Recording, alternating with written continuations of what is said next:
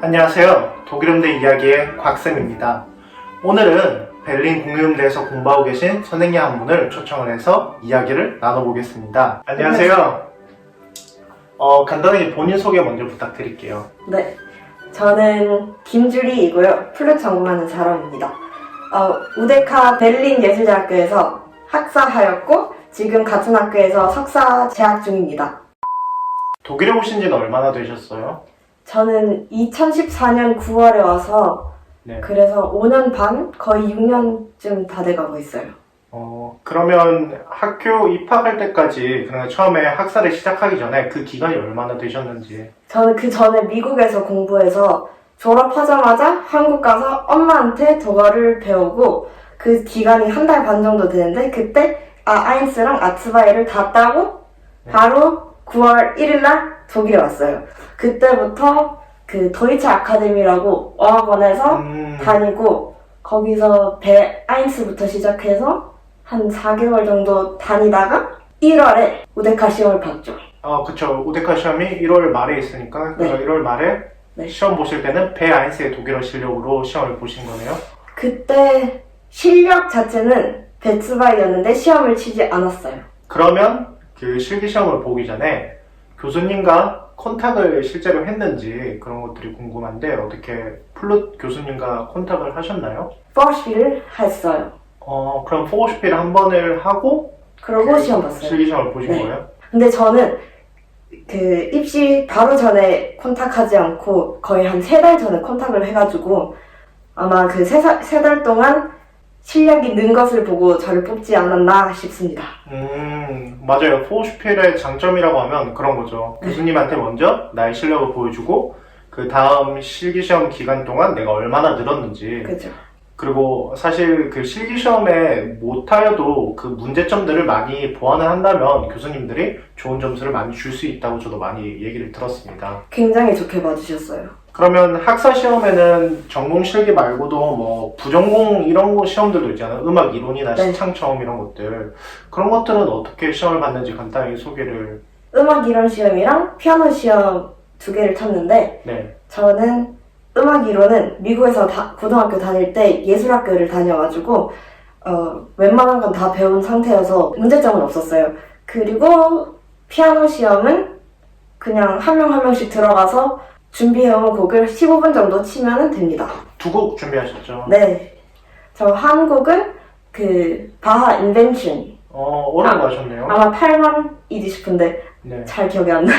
아무튼 그거 하나랑 슈베르트 임프롬투 4번. 그거를 되게 어려운 거 많이 하셨네요. 그죠.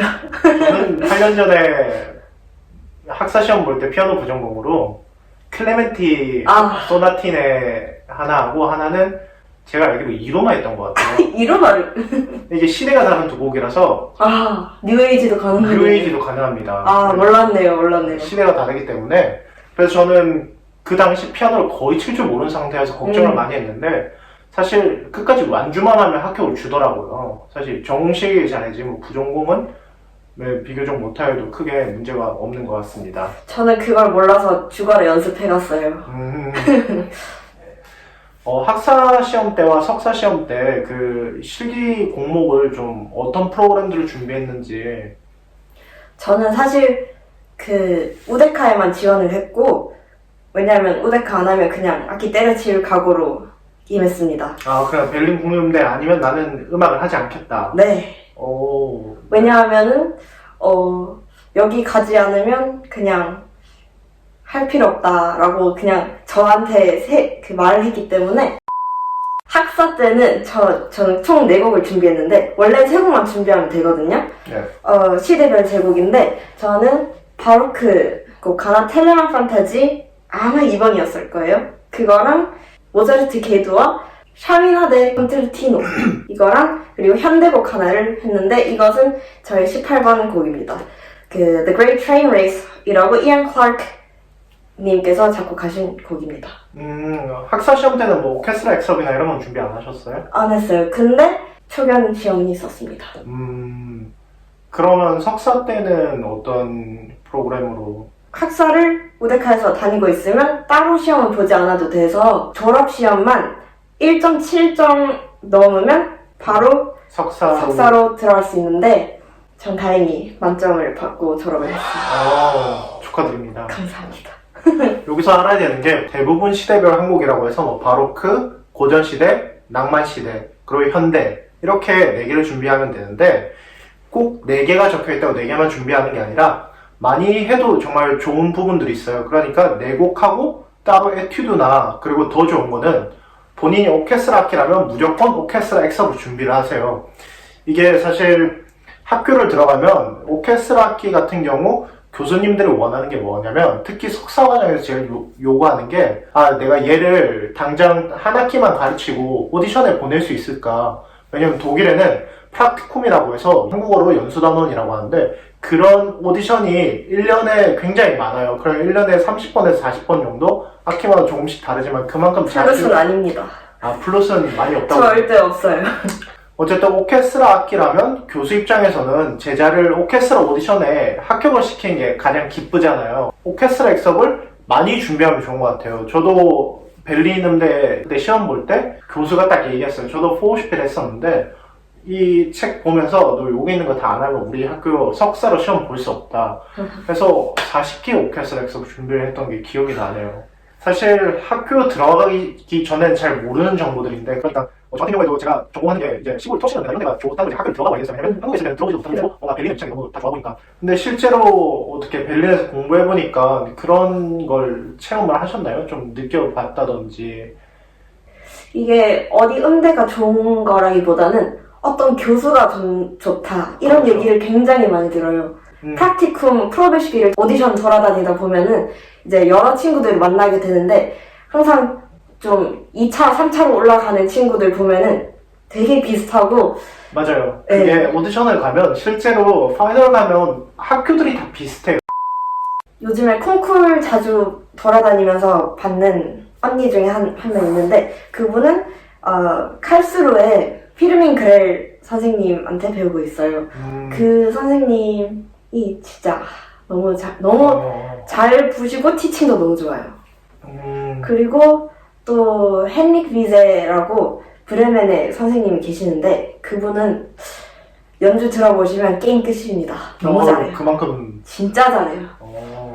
근데 비제 선생님은 티칭이 굉장히 어려워요. 그래서 굉장히 집중해야 되고 하지만 독어를 잘한다면 뻥을 뽑을 수 있는 그런 선생님입니다. 그럼 한 학교 정도만 더 추천을 해주려면 빠질 수 없는 저희 학교 선생님, 저희 교수님은 진짜 마음이 따뜻하고 사랑스러운 사람입니다. 저희 엄마 같아요, 진짜. 그 모든 학생마다 진짜 100% 넘는 열정과 관심을 갖다 주시면서 무슨 오디션 광고 있다 그러면 학생마다 어울리는 광고를 보내주셔요. 정말 네. 굉장히 디테일하시고 누구보다 빠른 정보력을 가지고 계신데다가 플레이 기가 막히고 소리 따뜻하고 그리고 레슨이 즐거워요. 자, 다시 우리 본론으로 다시 입시로 다시 돌아오자면 우리 너무 멀리 갔어요. 너무 이렇게 그냥 다시 입시로 돌아오자면 그 입시를 보면 실기시험 당일날 결과를 바로 통보를 해주나요? 네. 그래요? 이게 실기 합격 여부는 알려줍니다. 근데 자리가 있거나 없거나 이거는 아직 잘 모르기 때문에 그것은 정확한 거 말고 그쵸. 그 교수님들 회의를 통해서 나중에 이제 네. 입학처 회의를 통해서 학생을 몇 명을 뽑을 수 있는지 이제 결정이 나면 그죠. 이제 교수님이 합격을 준 학생들에서 점수가 높은 사람들 먼저 뽑고 그러니까 TO가 된다면 다 뽑고 안 된다면 이제 비교적 그때 합격이지만 점수 좀 낮은 친구는 이제 그냥 카인플라츠로 네. 이렇게 발표가 나는 걸로 알고 있습니다. 네. 독일 음대 입시가 굉장히 무서운 점이 이런 거예요. 사실 실기시험을 가면 실기시험 당일날 발표가 다 나요. 그러니까 최종 합격까지는 아니더라도 실기시험에 합격했는지 안 했는지 이거를 알려주기 때문에 불합격인 경우 당일날 100% 다 알 수가 있습니다. 그러면 실기시험을 보셨는데 뭐 혹시 미래에 오는 이제 후배들에게 전해줄 뭐 그런 시험 팁이라든지 그런 거 가지고 계신가요? 당연합니다. 왜냐하면 들어가는 순간부터 자신감이 있고 또 기분이 좋은 학생이면은 눈길이 당연히 갈 수밖에 없어요. 저도 그거 느꼈어요. 저도 입시 도우미를 되게 많이 했었거든요, 학교 다닐 때.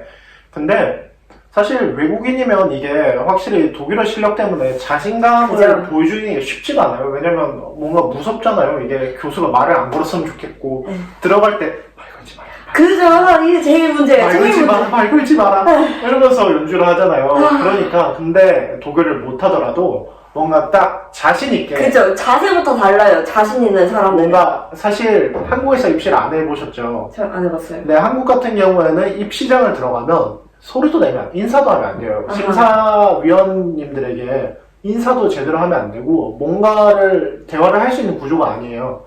근데 독일 같은 경우에는 실기시험이 이제 입시장을 들어가면 이제 먼저 교수님과 뭐 구텐탁 뭐 이렇게 교수가 여러 명 앉아 계시고 뭐 한 5분에서 8분 이 정도 앉아 계시는데 그렇게 편안하게 이렇게 얘기하면서 뭐 나의 프로그램을 이렇게 제출한다든지 그죠, 뭐 그죠. 나의 악보를 주면서 교수님과 뭐 간단하게 얘기를 하고 내가 뭐 이 곡을 먼저 시작하겠다 아니면 이제 교수님이 먼저 무슨 곡을 먼저 하고 싶냐 이런 걸 물어보니까 맞아요. 그럴 때 사실 독일을 잘하면 뭔가 자신감 있게 나 바흐부터 하고 싶다 뭐 이렇게 그죠, 그죠. 당당하게 하면 사실 교수 입장에서도 되게 눈이 가죠. 당연하죠. 그리고 소극적인 친구들이 너무 많기 때문에 자신 있으면 그 사이에서 빛이 날 수 있어요.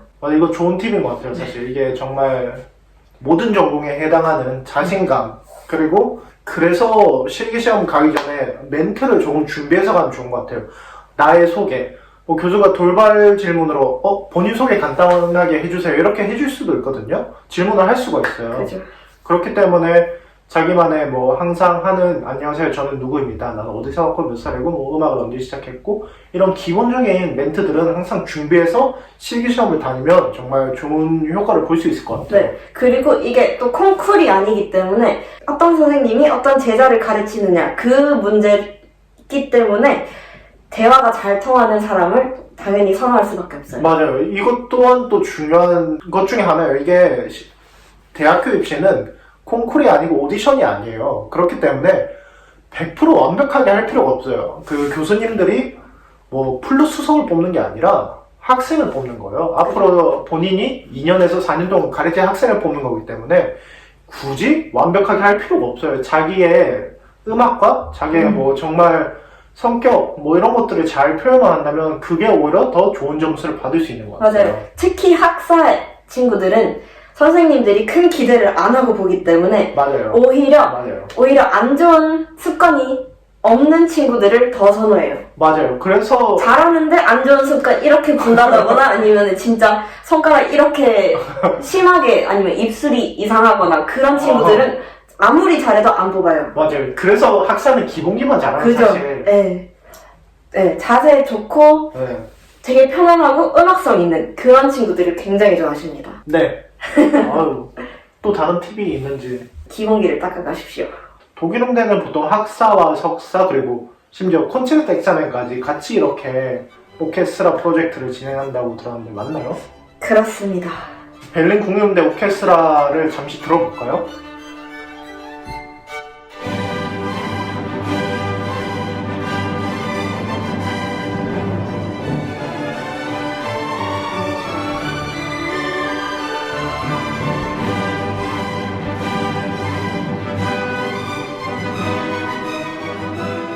이제 석사 과정인 경우 실기 위주로 되어 있기 때문에 과목 수업이 없다 이런 얘기를 많이 했는데 사실인가요? 웬만해서는 석사 때는 오디션 많이 돌아다니고 콩쿨 많이 돌아다니고 해야 되기 때문에 연습할 시간을 더 많이 주는 것 같아요.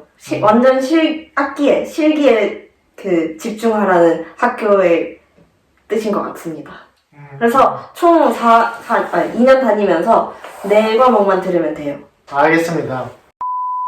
네, 오늘 저희가 준비한 스토리는 이 정도이고 다음 영상으로는 이제 제가 다른 도시에 거주하고 계신 뭐 예를 들어 프랑크푸르트나 이렇게 공부하고 계신 피아노 연주자나 뭐 바이올린 연주자나 이런 분들을 최대한 섭외를 해서 영상으로 한번 찾아오겠습니다. 이 플루티스 선생님이 또 그 유튜버세요. 그 요리 채널을 독일 유학생 요리 채널을 하고 계신데 뭐 그런 요리 채널 이름이 어떻게 되죠? 헤어 요 키친입니다. 헤어 요 키친. 네, 아, 그렇죠.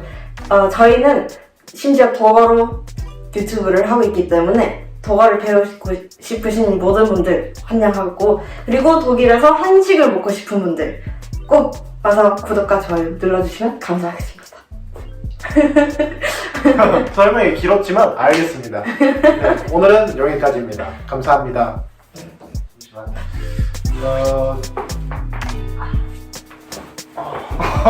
아유, 둘 다 늙어가지고.